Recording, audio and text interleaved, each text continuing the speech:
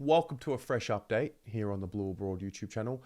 We have an official trade request for someone who wants to come to Carlton. His name is Campbell Chesser. Now, about a week ago, did the video about Campbell Chesser. We looked at his story.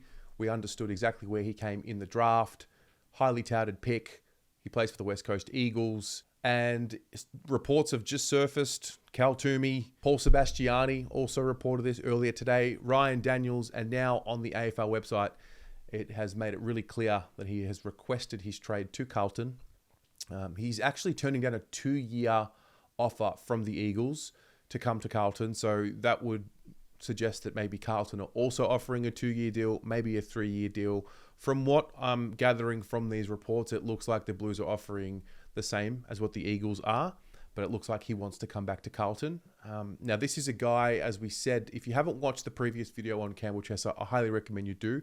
We basically go through the story about his career and the injuries, but more importantly, there's a bit towards the end of the video where Andrew McWalter speaks about Campbell Chesser and about his work rate.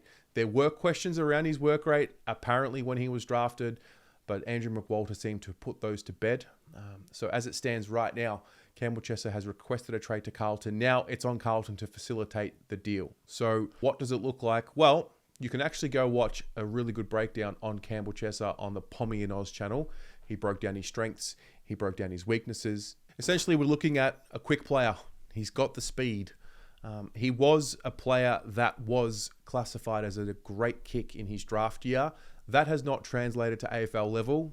When you look at the context why, you look at the way he has been played, you look at the team that he's playing for, maybe the injuries have had something to do with that as well. So basically, he gets a fresh start potentially in Melbourne, back in his home state, gets a chance to be a part of Carlton's next wave. And for us, it's a pretty low risk situation, I would say.